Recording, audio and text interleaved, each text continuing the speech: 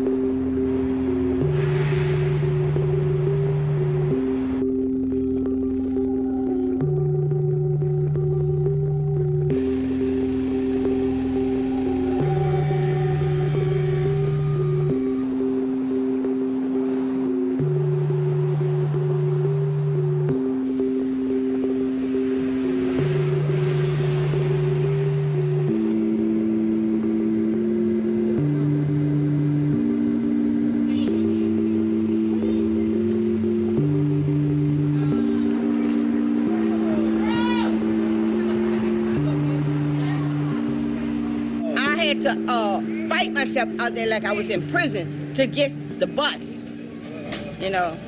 I had to fight myself out the Superdome. It was real terrible. So, okay, as we got on the bus to bring us somewhere, they told us we couldn't go to Dallas because Dallas was crowded. So they were bringing us somewhere. It was a long ride. Like I said, I'd never been too far from home. But they brought us to Dallas. We stopped in a lot of towns and stuff. And by my hand being so bad by disease, you know, he told me to keep my hand covered, you know, because I didn't want to lose my finger. I didn't want to come back home to see about my land.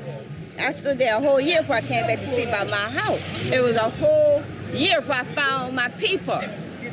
So all that's affecting my mind too. But me not really taking care of my business to find me a place to stay. Cut my house down. I haven't got any funds for that.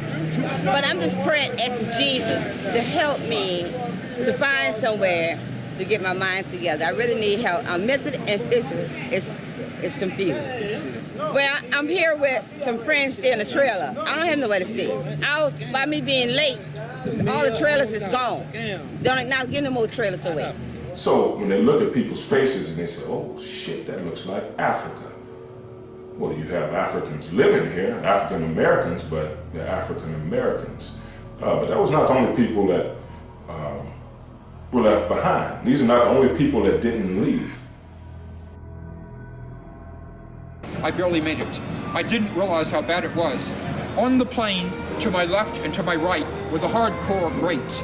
The black people who were at the beginning, by the levee, and who stayed 10 feet, 15 feet above the water, who saw the water come in from the London Canal over there, and stayed until they knew they had to leave, and they were picked up. Several of them had water on their pants. They'd just come out of the water that morning. This was 11 days after the storm.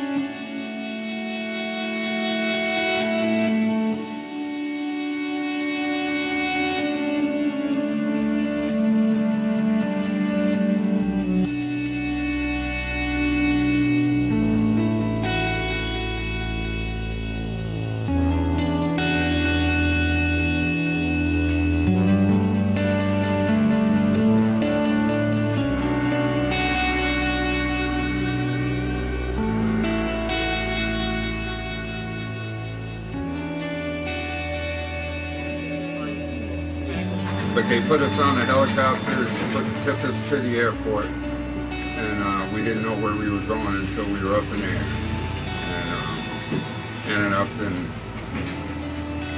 Marietta, Georgia, military hot plane, and thank God my girl's got a sister that lives there, and she came and picked us up instead of us going to one of those camps that they had.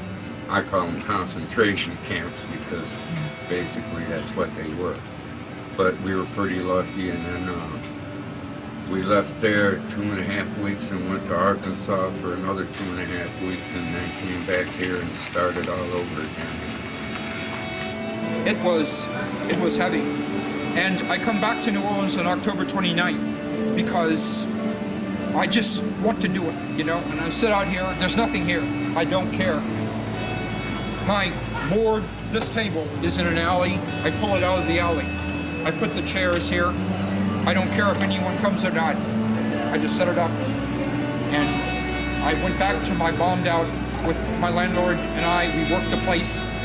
And I tried to pretend that the water never came.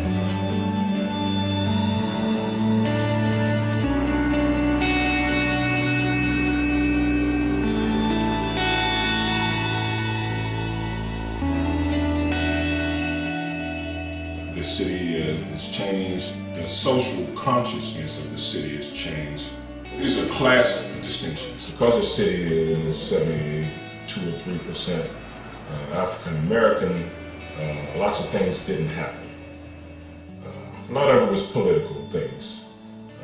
President not sending down help, people ignoring the fact that people are dying in this city, calling people refugees. All of these things you're not a refugee in your own town.